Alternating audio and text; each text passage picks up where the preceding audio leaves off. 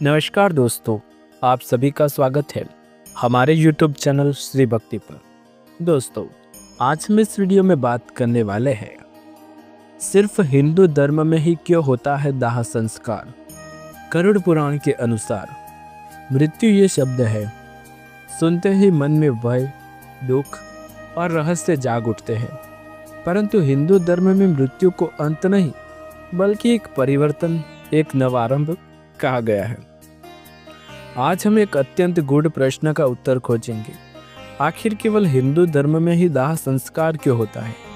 क्यों हम अपने प्रियजनों के शरीर को अग्नि के हवाले करते हैं? और क्या ये केवल एक परंपरा है या इसके पीछे आत्मा और ब्रह्मांड का कोई रहस्य छिपा है?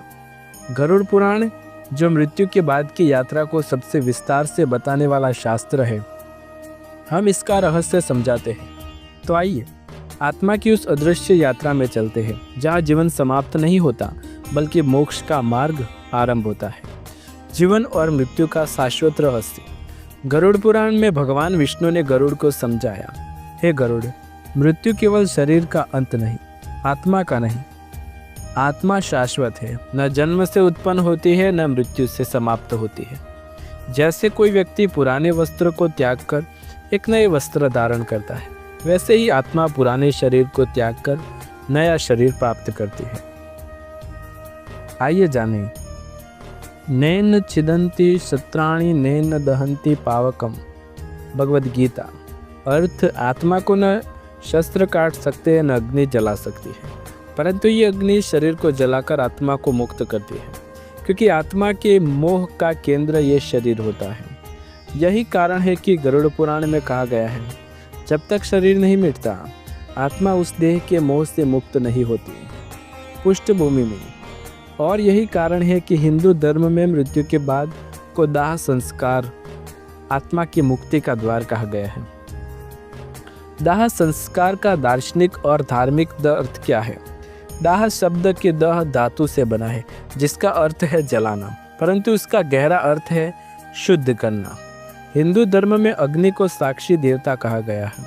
अग्नि हर यज्ञ, हर संस्कार, हर पूजन में उपस्थित होती है।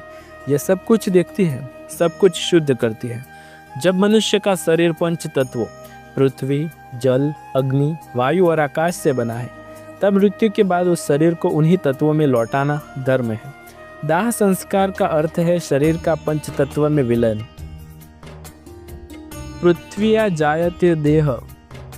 गरुड़ पुराण के अनुसार शरीर पृथ्वी से उत्पन्न होता है और 5 तत्वों में निर्मित होता है।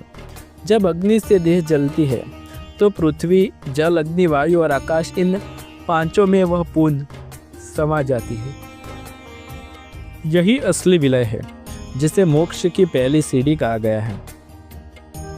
प्राचीन काल से लेकर आज तक दाह संस्कार की परंपरा। दाह संस्कार का उल्लेख वेदों, उपनिषदों और पुराणों में हजारों वर्षों से मिलता है। ऋग्वेद में अग्निवेद को संबोधित किया गया था। अग्नेय नय सुपथा राय, अर्थात हे अग्नि, तू हमें शुभ मार्ग पर ले चल। ये अग्नि मृत्यु के बाद आत्मा को शुभ मार्ग दिखाती है। महाभारत में भी जब भी किसी महान योद्धा का देहांत हुआ तो उसका दाह संस्कार अग्नि द्वारा किया गया। भीष्म पितामह, द्रोणाचार्य, अर्जुन के पुत्र अभिमन्यु, सभी को अग्नि को समर्पित किया गया। प्राचीन ऋषियों का विश्वास था कि अग्नि के बिना आत्मा अधूरी रहती है, क्योंकि अग्नि आत्मा को देह से अलग करती है। आज भी भारत के हर गांव, हर घाट पर यह परंपरा जीवित है।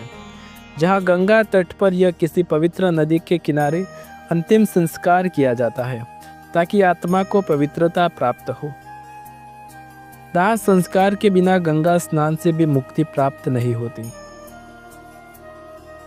गरुड़ पुराण में मृत्यु के बाद आत्मा की यात्रा को विस्तार से बताया गया है। पहले 3 दिन तक आत्मा अपने शरीर के आसपास ही रहती है। वो देखती है कि उसके परिजन कैसे विलाप कर रहे हैं, कैसे उसका शरीर अग्नि को समर्पित किया जा रहा है। चौथे दिन आत्मा यमलोक की यात्रा आरंभ करती है। 12वें दिन तक आत्मा यमदूतों के साथ चलती है। यह यात्रा कठिन और कर्मों के अनुसार होती है। 13वें दिन यह आत्मा यमराज के दरबार में पहुंचती है, जहां उसके कर्मों का लेखा जोखा प्रस्तुत किया जाता है। हे गरुड़, मृत्यु के 12वें दिन आत्मा अपने कर्मलोक की ओर यात्रा करती है। यही कारण है कि 13वें दिन 13वें की विधि होती है। ये केवल सामाजिक रस्म नहीं बल्कि आत्मा को दिशा देने का कर्म है। अन्य धर्मों में मृत्यु की परंपराएं क्या है? अब प्रश्न उठता है, क्यों अन्य धर्मों में शरीर को जलाया नहीं जाता? इस्लाम और ईसाई धर्म में माना जाता है कि शरीर ईश्वर की देन है और वह धरती में लौटाना चाहिए, क्योंकि मिट्टी से बने मिट्टी में ही मिलेंगे। लेकिन हिंदू दर्शन कहता है शरीर ईश्वर की देन नहीं, आत्मा का अस्थायी घर है। यह नश्वर है और आत्मा इसके मोह में बंधकर पूर्ण जन्म लेती है। इसलिए इसे जलाना ही आत्मा को मोह से मुक्ति करने का मार्ग है। यह हमारे हिंदू धर्म के धार्मिक पुराणों में भी लिखा गया है। जैन धर्म में भी कुछ समान परंपराएं हैं, परंतु बौद्ध धर्म में दाह संस्कार को निर्वाण संस्कार कहा गया है। यह दर्शाता है कि अग्नि आत्मा को अंतिम शांति की ओर ले जाती है। वैज्ञानिक दृष्टि से दाह संस्कार क्या है? अगर हम इसे विज्ञान के नजरिए से देखें तो दाह संस्कार सबसे सुरक्षित, स्वच्छ और पर्यावरण संतुलित विधि है। शरीर के जलने से संक्रमण, बैक्टीरिया और वायरस समाप्त हो जाते हैं। ये पृथ्वी को प्रदूषित नहीं करता जैसे कि दफनाने से होता है। जल और भूमि दोनों की शुद्धता बनी रहती है। इसके अलावा दाह संस्कार मनोवैज्ञानिक दृष्टि से भी आवश्यक है, क्योंकि जब परिवार और अपने प्रियजन के शरीर को अग्नि को समर्पित करता है तो वो मन में ये स्वीकार कर लेता है कि अब वह व्यक्ति केवल आत्मा है, शरीर नहीं। ये मानसिक रूप से शोक से उबरने में सहायता करता है।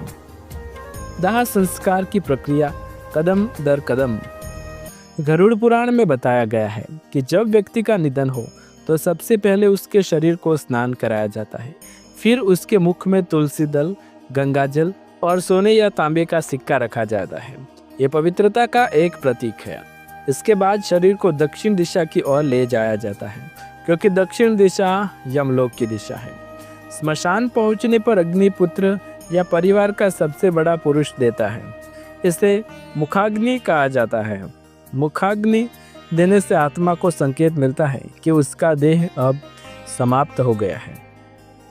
अग्नोदग्न तु यह देह आत्मा नत पुनः स्मरेत।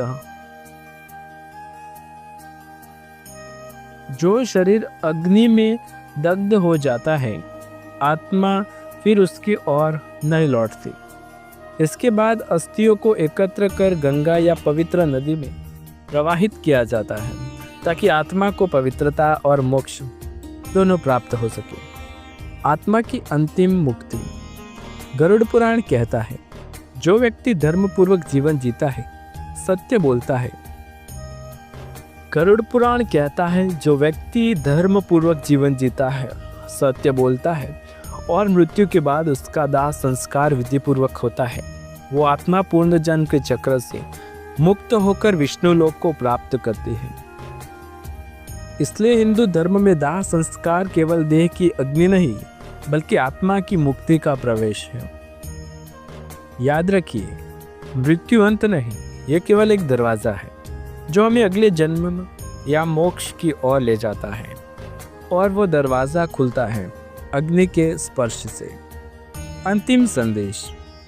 यदि ये ज्ञानवर्धक वीडियो आपको अच्छा लगा हो तो गरुड़ पुराण के अन्य रहस्यों को जानने के लिए चैनल को सब्सक्राइब कर लीजिए।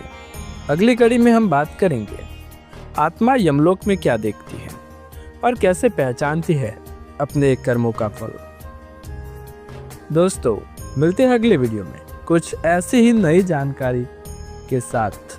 तब तक के लिए आप सभी का धन्यवाद। जय श्री विष्णु। ओम शांति।